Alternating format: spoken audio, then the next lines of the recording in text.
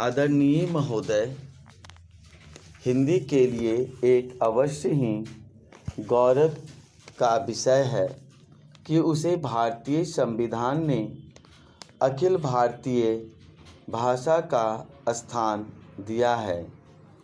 इससे हिंदी भाषियों और हिंदी से संबंध रखने वाली सभी संस्थाओं का दायित्व बहुत बढ़ गया है।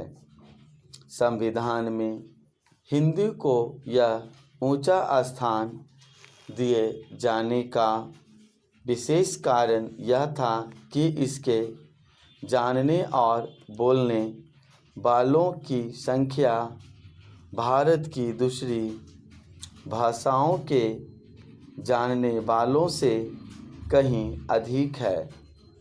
उन भाषाओं का भी अपना गौरवपूर्ण साहित्य है और उनके बोलने वाले अपनी भाषाओं के साथ प्रेम रखते हैं और उन पर गर्व करते हैं। इसलिए सभी ने हिंदी को जब वह स्थान दिया है तो यह समझकर नहीं कि उनको अपनी भाषा किसी बात में कम है, पर यह समझकर कि राष्ट्रीय काम के लिए हिंदी का ही प्रचार और प्रसार सुगम और सुलभ होगा। हिंदी को अखिल भारतीय कामों के लिए प्रधानता देते हुए प्रादेशिक भाषाओं को यहाँ के कामों के लिए प्रधानता दी गई है।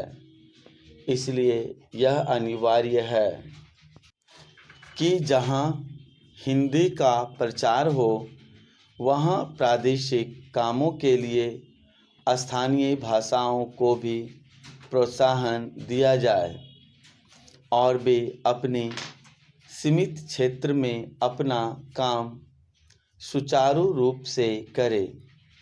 शायद यह कहना भी अनुचित न होगा कि हिंदी भाषी राज्यों में तो हिंदी का वही स्थान होगा जो किसी भी प्रादेशिक भाषा का उसके अपने राज्य में, पर अन्य भाषा भाषी राज्यों में सीमित काम और अखिल भारतीय क्षेत्र में प्रायः सभी काम हिंदी द्वारा किए जाएंगे।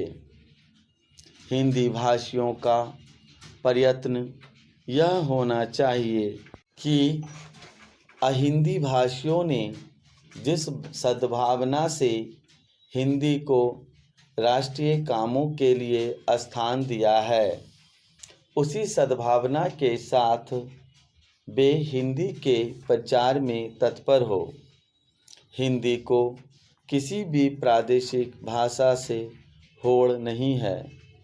सच पूछिए तो हिंदी भाषियों को अन्य प्रादेशिक भाषाओं का पोषक और समर्थक होना चाहिए।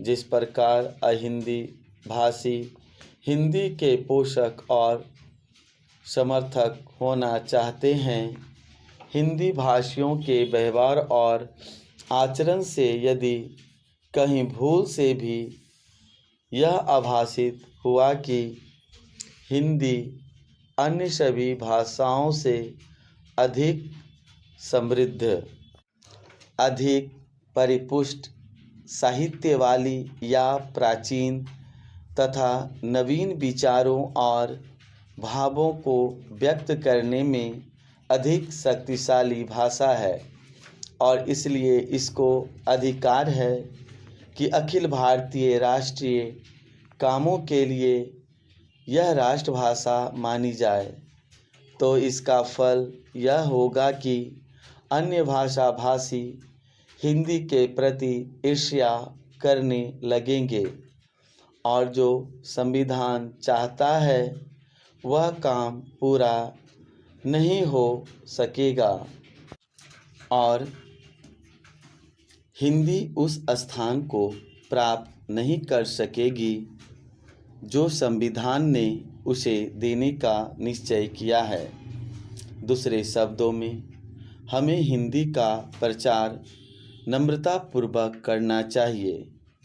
मुझे यह कहते हुए बड़ा हर्ष होता है कि इस दिशा में नागरी प्रचारणी सभा का दृष्टिकोण सदा से व्यापक और उदार रहा है। सभा के पदाधिकारियों तथा